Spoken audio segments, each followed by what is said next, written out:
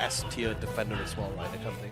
But of course, ladies and gentlemen, with that being said, Unite Holic coming in hard here alongside with Talon PH. This is going to be the first game of our 5th series of today as well, and this is actually going to decide which of these two teams will be moving forward to the upper bracket finals. I want to hear your thoughts here, Leonard. So Right, who do you feel has the better draft? Personal opinion, absolutely. Personal opinion, I actually like if we don't look at the teams, I actually pretty much favor Talon PH in this game. Like I said, don't even think about the team, just think about the composition. Because I feel that's a little bit more straightforward. You do have options. You have that late game, you have a lot of decent amount of CC and control. Traveler is pretty great to deal with against any all-rounders, really disrupt them as well. Crossel, great for error denial. And there's no Umbra as well, so he's pretty much one of the most tankiest Pokemon that allows you to really just run down your opponent's backline, especially since they will have a backline which is Decidueye, and I think Decidueye falls in a very similar category with Mew as well, where, sorry, not Mew, Chandelure, where if you get jump on, that's pretty much it for you. Mew has escapes, Talon has as well, but not the same for Chandelure. Great little punish there onto the Shriner, but a KO for Talon PH. Now, the one thing we know for both of these teams, or at least for Talon PH, this team loves to move fast from the get-go. Unite Holic, depending on the compositions, can take a little bit of time to wind up, and with the Decidueye and Dragonite, they do need a few minutes to wind up, but they are very good with their macro play. They do know how to find experience where they need it. So I'm wondering, how does Talon approach an opponent such as Unite Holic, who are going to be able to deal with this early game aggression and will always find their experience? Because that's one of the things that Talon PH capitalize on their opponents. Is this going to be a KO onto the Nah, Not quite enough. But did waste a lot of time though. But yeah, a lot of teams that play up against Unite Holic, one of their biggest weaknesses is once they start getting punished by Unite Holic, they forget to macro. They forget to level up and keep up in those levels. Which is why I'm concerned, right? Usually, right, if we rewind time back to maybe about 9 minutes into the game, I would usually say, right, based on the lineup coming from Talon PH, well, by the way, that's a very good punish, a much needed punish as well. But like I said, if we were to rewind time, I will say, like, with this kind of lineup coming from Talon PH, your early game macro decision will somewhat dictate the pace of the round, right? But Mame understanding this just ensure that doesn't happen with that early invasion. And speaking of invasion, a great rotation coming to the top side to really secure a bunch of this chaos and takedowns. They want to try to get a couple of punishes, especially before he got the Mammoth Swine. He's still in the Pillow Swine evolution, so he will not get that bonus stat to sustain from the Traveler's Woodhammer. Man, big push coming in from Talon PH. But they did lose the Mimikyu in the process, and they might lose the Clefable as well. KY just thinking, does he go left, does he go right? Is a little bit too slow. But they do give away 2 Pokemon to Unite Holic, and to play aggressive like this, Talon PH aren't really in a position where they can afford to just give away these free knockouts. You can't give away that free experience. You want to stay ahead. Unfortunately, I'm a little bit worried here because I think they missed the mark. We've got DLR already a Dragonite. A Decidueye is also fully evolved as well. And look at that Crystal just being sniped down by the Desi. And they just burst down that Reggie Steel as well.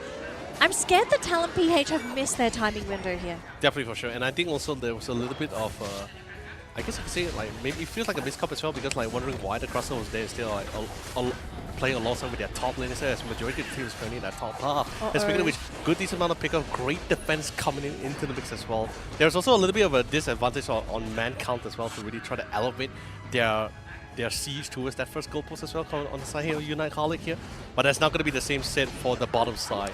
Now they managed to get a beautiful KO. They were going to get a couple of points here and most likely even break this first goal post for themselves. Man, they are dismantling Talon PH. Even though they had all those early game skirmishes, it's almost as if they just never happened at all. And some of these solo pickoffs that Mimikyu are trying to execute, it's just not happening anymore. These Pokemon are too far gone. They're too strong. They're too tanky. And he's been punished, I believe, 2 times thus far. And so if you're Talon PH, you have to pivot. You have to think, okay, what's our alternative plan now that this early game aggression that we tried to execute early game hasn't really paid off at this point of time. Right now, we are going to be looking at a big sniping game from both of these teams. Oh, very close to getting the Inteleon there. But yeah, it's going to be a fight between the Inteleon and Desi when it comes to the sniping game. And these are 2 different sorts of snipers as well. Inteleon, although he is a very accurate sniper, one of the things with Desi is that you also get the bonus from that Spirit Shackle. You get the slow as well, which can help set up for your team. It's going to be really great, but of course, then again, great haul, great execution to really push them out all the way to the goalpost. Unite Mo's also going to be coming in the hand of the Talon, and they're going to be able to get rid of the Hoopa. Now there's no way for them to really try to reset it to the fight, and the team literally coming for Unite Holic has no choice but to fall back. Without the Hoopa, it's really hard to really have this potential fight back and forth, but I love the swift decision coming in from the Dragonite. He decided it was a fight that was really hard and it went a little bit too far. Might as well just get a couple of points from the other goalpost as well. Don't waste any time. You just get farmed separately. And let's be honest, Dragonite is just one of those few all-rounders where you can just pretty much solo any of these kind of objectives by yourself, even without those assistants as well. Yeah, so bottom, looks like the bottom Reggie is going to go in favor of Unite Holic, but Talon PH are going to be focusing on that Reggie Alecki and catching up in that experience. So trying to buy as much time as possible leading up to that Rayquaza. We're at the 4-minute and 20-second mark here, Leonard.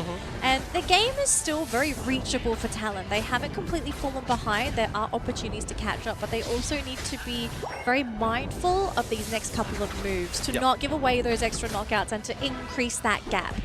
Because if I looked at these two lineups and I said, okay, who has the better late game team? I heavily lean towards Unite Holic. Scaling-wise, their Pokemon are late-game monsters, whereas for Talon PH, they're great early game. They're okay during that mid game, but they do tend to lean on their attackers in that late game because they're just not dishing out the damage. Mimikyu, they're trying to go for the solo KO. Does get the Desi. 12 seconds off the board. It's going to be down to DLR and the Hoopa here to try and create some create that space, create that time. Horn Leech onto the Hoopa just to keep Mame away from his team. Phantom Forest as well does connect. Multiple stuns caught out with the Crustal as well. And Talon PH may have just broken through this offense that Unite Holic have been throwing at them time and time again. There goes that Hoopa, and Desi, who was thinking of joining into the fight, he pulls off a U-turn and is back in that central area. It's so difficult, right? Because of the fact that, sure, you don't have your Decidueye, right? So you don't really have the necessary burst amount of damage, right? You don't have that backline. So a really great priority target coming into the Mimikyu initially before they re-engage back into the fight. So now all damage will be solely dependent on this Dragonite. But as an all-rounder, you're dealing with a lot of knockback, CCs, control coming from both the Axes and also the Woodhammer as well, which is, by the way, quite short cooldowns as well. And with Moonlight to sustain the majority of their members here, it's really difficult to really melt them away even by himself alone here. Although Dragonite does have really great damage, but in the face of mass numbers, I don't think he's going to be able to sustain even long enough to really output that kind of damage for sure. Yeah. And like, think away from another point of view, like, it does come down, like I said, Decidueye is just one of those Pokemon where you get caught. That's just pretty much it. There's no form of escape. There's no ability that can really save you. Maybe eject button, but that's just pretty much all she said. Ooh. Although I do love the Resonant Guard being picked up by Mame, right? Like that allows him whenever he pops his Hoopa, the hoops are bound towards the back line. He gets that border shield to keep him nice and tight and dish out big damage, even if without the Decidueye present. Yeah, so the Reggie Alecki does go through that top goal zone, but nobody for Talon PH is going to be making that move. Bit of a stalemate here for both of these teams, but remember Talon, because they have that Clefable, they have a lot of healing ready to go. But Unite Holic, they have to be... Mame needs to be very worried about where he puts some of these hyperspace holes because the displacement from a Woodhammer can absolutely pull you out of it, and they get rid of the Mammoth Swine. This was something you had to be worried about. Hoopa, although one of the best supports in the game, any kind of displacement or knockup that can hit you or push you out of it can actually turn into a death sentence. It's not just one, it's not just the Woodhammer and the Hornleaf, there's also the Axes, but Big Dragonite, Spike and managed to catch up to the Dragonite to remove him. And now, by the way, no time for save. Even the Hyperspace Portal was currently on cooldown as he was trying to utilize to save himself. He does pop out the knock, but it doesn't really work out because there's no one else in range. Although they just need to buy their time, sustain, just try to delay as much as possible. There's not much timing. Gone. There's no Hoopa, there's no more sustain for Unite Holic, so it is now do or die. They're about to lose this matchup unless they can try and create that space. They've actually got the Lapras here, and Mimikyu, this foul play causing Betchin so many issues. He's so tanky, he's still surviving. They will finally catch him, but look at this though, DLR running into the Trevenant Disables. Stunned up, can't move, eliminated. 3 Pokemon down for Unite Holic, and Talon PH say, we don't even need Rayquaza. We're just going to score points because there's only 2 Pokemon. It's just a Decidueye and it's just a Hoopa, and even then, they're 2 points ahead. just really bide their time. 20 seconds left on the clock as well. There's no need to really be greedy for it. Just really keep them at bay and really keep an eye, because it's a very, okay, I guess you can say now it's a 100-point differential, 200-point differential. Initially, it was just a 2-pointer here. Don't really need the pressure too much here, just as long as no one really gets those numbers in. But of course, Talon PH ends things in a really clear message, right? This is exactly how they roll. This is what they're really confident with as well. Now Unite Holic definitely has something for their hands. It's been really great that the fact that they were able to secure a round for such a prominent team like Unite Holic. Talon PH, they're coming in strong to represent. The safety you feel when you're on top of that Hooper hyperspace ball can be a little bit much for some people. Yeah. And I think that just goes to show that although Hooper is a very strong support, can reset your team, you can still be disabled before you're ported home. Oh yes. And so, you know, as we saw, just getting the pick up onto the mana side, that was just one piece. That was one whatever they want, right. Which isn't really the case. There is actually a lot of lockdown, a lot of slows, a lot of disables, a lot of things you have to worry about going up against Talon. I actually don't know. Okay, let me see this, right? Let me get this confirmation. Okay, we We have will DLR. find out. DLR on, definitely DLR on his casual Leafeon for sure. Betcha is still going to be with the Lucario towards that top side for sure. But I want to know is, will there going to be any reinforcement? And there actually not even a reinforcement. There was an invasion coming in from the double. Oh my goodness, the invasion. Jeez! I mean, we said we were going to have a very action-packed game, and look at this, Leonard. We And are a Kung seeing Fu so rotation? much action. Look, you're a Kung Fu, okay? What are you going to be able to do if you aren't able to score or do anything in lane? You have to do something. You can't just sit around idly and do nothing. Oh yeah, that's true. Oh yeah, I forgot. Yeah, it was the Leafeon. It was DLR in the middle, in the central area. Yeah, you're right. I completely forgot it, because so many of these Pokemon usually go to the central area here, and now they're suddenly going towards the lane. I'm just a little bit worried here, because you don't at the dude. same time want to sack Look your at, laner. look at the switch, right? Like the minute they hit DLR hit Leafeon already, he's just completely substitute out with the Kofu. Now the Kofu goes to the central area to get an extra amount of farm, but the Leafeon is just rotating back and forth. They can afford to do this, and I think this is the best case scenario for this team, because Leafeon already can function right off the bat from that level, Yes. from that level 4. So hopefully, DLR, very talented player, I do believe that he's going to be able to slow down Talon. But I think at the same time, he has to be very careful of these movements. If he fumbles these next couple of movements and maybe gets knocked out once or twice, Yep. I think that might be it. That he's not going to be able to solo carry for the team anymore and buy that time for Yupono. Yupono needs a lot more resources than this. Functionally, level 5, he's not a threat at all. Definitely for sure. Ooh. Getting ready for the central area for the Alteria family. A couple of skirmishes here and they finally spawn. Reinforcement is coming in from the sideline, not able to get one foot on top of the other as well, but they will be able to secure the necessary EXP. But there will not be any loss, and it will be any chaos here, and I think that's totally fine for both sides. Great zoning. I actually think really great zoning there for Unite Holic. Just threatening anybody that tries to go in there for Talon PH. Just threaten the potential knockout. Really great stuff. I could tell the Unite Holic, they are 100% focused on winning this next game. Not to say that anyone here is pretending or anyone here that's not giving 100%. It's just that when you are desperate to win, Unite becomes a different game. That is correct. But I do have a saying, right? Like, okay, but anyway, but before I say that, right? See a Buzzwolf trying LeBron. Try to do his best to really try to sustain from the all 3 damage. We're talking about like really heavy hitters here. And now without the goal post as well, no defenses. That Solar Blade will definitely land his mark. Really merciless for him on top of that.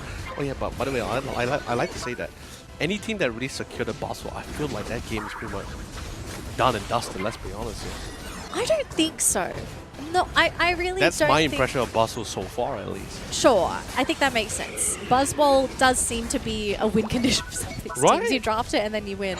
But that's not always the case. I do think some teams understand how Buzzball functions in a team, and they realize the moments where they need to actually poke and prod this Buzzball to prevent him from either hitting his power spike or to ensure that Buzzball's primary targets aren't harassed as much as they should be. There's a lot of pressure happening in the top lane. Solar Blade almost connecting onto that Rio, manages to zip away, but I think in the process they will be losing that Buzzball. Not a fan of this happening here. Yes, Talon PH are applying a lot of pressure with the 3 of them in that top lane, but you've given away Buzzwell twice in the span of a minute and a half. Yep. I mean, this is what happens when you don't have enough intel, right? And since the bottom path, you're not really extending out as well to try to pressure towards that bottom path goalpost. That just leads to the fact that you don't really have a lot of intel and you can't force attention down to the bottom side. So that allows Leafeon that flexibility to really just roam around, get those necessary pickoffs. It would have been a little bit of a different story if that Leafeon or DLR didn't really rotate to assist that Lucario, because that's a lot of damage that Buzzwole was actually dishing out. And the Glossifer was also there just trying to keep him sustained. But in the light of the mighty blade, let's be honest, that hurts that hurts a lot. Yeah, Solar Blade, you've got to make sure you don't run into one of those. Although it looks like Dodrio will be scouting out that Leafeon, and Leafeon is all alone, and we are seeing the bird head in there. Easy knockout. Leafeon by itself is a really easy knockout for a Dodrio, alongside a Buzzwole as well. So unfortunate loss there for Unite Holic. This does open up the map here for Talon, because now Dodrio doesn't have to worry about a potential Solar Blade coming down and hitting him in the face. Same thing with Buzzwole as well. It's just the Lucario to protect that top lane, so easy scores coming in from Talon PH. Now Benchen, he's trying to defend, but there's only so much a solo Lucario can do.